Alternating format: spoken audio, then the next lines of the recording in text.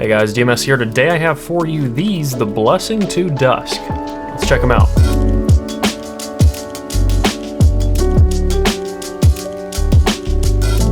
Now do me a favor, if you want to see more videos like this, click that subscribe button down below. If you want to support the channel and ask me questions directly, you can on the Telegram chat, or you can get active in the community on Hi-Fi Guides. Now these are interesting because they are a collaboration between Crin. He's a very well-known IEM reviewer, does lots of measurements. Actually, his measurements were featured in Linus Tech Tips AirPods Max video. He collaborated with Moondrop to make these possible. The tuning is basically his. Moondrop did the construction, and now they're in my hands to review. This unit's getting passed around to a lot of people, so thank you for including me in the tour. I am not getting to keep these. I am passing these on next, I think, to Metal 571. I don't know if he's reviewing them, but I think he's trying them. Anyway, let's get on with it. Here they are. They're IEMs. It's hard to say a lot about the construction of an IEM. 2-pin, decent-sized housing. It is pretty large. The actual piece that goes in the canal is a bit larger than many other IEMs I'm used to, so I had to change these tips out. I used a different set of tips, and these look like really small tips, but honestly, this is just a very large piece in here. If you have small ear canals, if you use small size tips, you're probably going to want to find some lower profile tips to use with these. And the reason being because, like many IEMs, insertion depth certainly has an effect on the overall sound. Now, I have a lot of IEM reviews coming up. This is one of many, but this one is special. It's interesting because there's a lot of IEMs that I like. There's a lot of IEMs I'm going to recommend, but for different reasons. This is probably one of the most neutral IEMs that I've ever heard, but also one of the closest that I've ever heard to the sound of headphones. I know that's a big thing to say, but they really do sound a lot like headphones, but only in the circumstance that you get a good insertion depth with these. See, they really need a deep insertion depth in your ear. If you don't get that, the sound is not ideal. Right out of the box, I put these on, and I was listening to them. I thought, wow, you know what? This sounds a little bit bright. There's something going on in the lower treble that's just a little bit harsh to me. And I also was quickly fatigued by the size of these, the tips. I took a different set of tips out from these are the Nanas, and a review coming out on those soon. I love these too, but for very different reasons. And I put the tips on these, and they didn't measure any differently, but it sounded completely tamed in the treble. It sounded the way that they measure when I was able to insert them to a much deeper depth in my ear. And the fatigue from them putting pressure in my ear canal went away. So it seems that it really comes down to insertion depth. If you can put tips on these small enough to get very deep insertion, they sound phenomenal. It's a lot like the tuning of the K361, but with a little bit more bass and without the treble dip. Well, without as much of the treble dip. And a little bit more warmth also, but with significantly more detail. Now, this is a little bit more bass than I'd prefer, by just a little bit, but man, did they just nail the treble. Like I said, if you put these on and you hear sibilance, you need to insert them a little bit deeper. But you get them in there right, and it's snug and it's comfortable, and it just sounds like a headphone. It just sounds like a headphone. Usually IEMs have something weird about the tuning, some dip or peak or something that just throws them off and they don't sound like a headphone. And they sound small, they sound like little point sources in your ears, and these sound like I've put a headphone on my head. The staging isn't huge, you get a lot of that in your head kind of sound, but sometimes it comes out and goes around. There's good separation in it, there's good imaging, so it's not very claustrophobic, and it doesn't sound like little speakers in your ears. It sounds like you've put on a good headphone. It's almost like an HD600, but with better tuning because you actually get more treble extension out of it, you get more bass extension. I am sad to see these go. I am very heavily considering buying them. I'm torn between these and one other set of IEMs that I'm going to buy. Because I don't, it's impossible for me to buy everything that comes through here that I review. If I bought every single thing, then I would just always be broke, and I probably bought way too many things as it is. But there are two things that are being loaned to me right now that I'm considering buying. And it's a pair of the Blessing to Dusk, and the other is the Sennheiser IE300 that is either out now or coming out soon.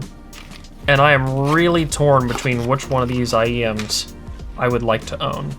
I can say without a doubt that the Blessing to Dusk, when it reaches its proper insertion depth, has a little bit better tuning. But there's also something about the IE300 that I really, really love. Now, I don't want to say these are the best thing on the planet. I've heard IEMs that did more magical things for me. The Nanas do more magical things for me. The A6s here do more magical things for me. That's a custom IEM. The U12Ts do more magical things for me, but all of those cost a lot more money. And all of those still sound like IEMs, whereas these sound like a good headphone in the, I'd say, $250 range. A good over-ear headphone in the $250 range. And achieving that in an IEM is extremely impressive. And I would say on top of that that these are absolutely worth their price. If you're looking for an IEM, this is not a bad choice. If you want something that is going to be close to the Harman target, if you want something that is going to be relatively even across the board without any major dips or spikes, this is the way to go. Now, I have a raw measurement of this here, and this is the raw measurement overlaid with the over-ear Harman 2018 target. Like I said, a little bit more bass than my preferences. This spike at around 9.3K, I don't hear that spike in these, and as I varied the insertion depth, once I got it really deep in my rig, that spike would change and go away, so I believe this spike is an artifact.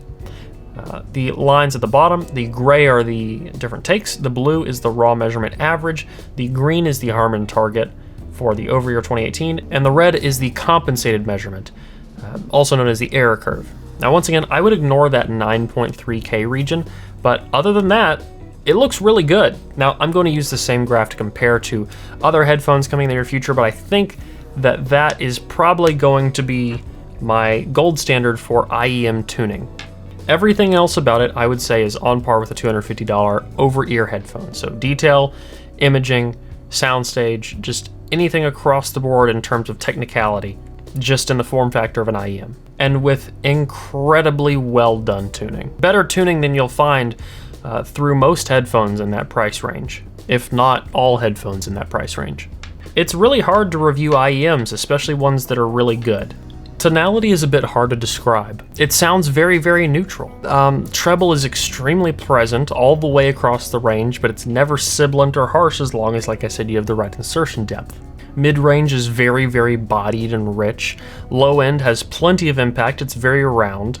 It brings a bit more life to old recordings. If you listen to the album Rumors, the Fleetwood Mac album, everyone knows that album. It's very bass light. And this does bring out some low in that because the lows I feel like on these are just very slightly emphasized. Bass in IEMs is also so different than bass in headphones. I don't like the Harman target in headphones, but the over-ear Harman target sounds pretty good in an IEM, interestingly enough. It's in just the right range to where vocals sound very lifelike, very much like they could be in a room. Now, it's not the staging that fools you into believing you're standing in the room with vocals, but it's the timbre characteristic and the tonality that is just nail on the head. This doesn't give me the illusion that I'm not listening to a headphone or IEM, but it certainly satisfies my need to listen to music and makes me want to listen to music, not in a way that makes me want to be critical and analytical, but in a way that is very, very enjoyable. Which isn't to say that these aren't a neutral IEM. It still is very, very neutral sounding, but it does neutrality in a way that has me wanting to listen to music more. I just put on my library on shuffle or sit down and listen to an album, and I'll get lost in it. I'll forget that I'm listening to, characteristics of an IEM or a headphone, and I'll just be in the music. And that album will end, and I'll put on another album and listen through that. And I'll put on another album and listen through that. And next thing you know, it's 1 in the morning, and I've been listening to albums for hours. That is a very, very good thing when a headphone or an IEM, when really any piece of equipment does that, when you just sit down and listen to music, and that's all it is just listening to music. You're no longer listening to the headphone. You're just enjoying yourself with no distractions. Once again, this is not the best thing on the planet. There are plenty of other things out there. I don't want to start a hype train, but yeah, Blessing 2 Dusk, very solid recommendation. Definitely get my stamp of approval on these. Crin, you did a great job, and I would love to see more stuff like this in the future. And who knows, like I said, I might even buy one.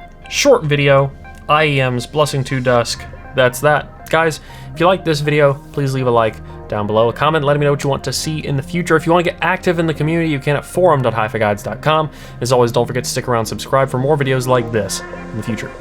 Until next one, guys. Peace.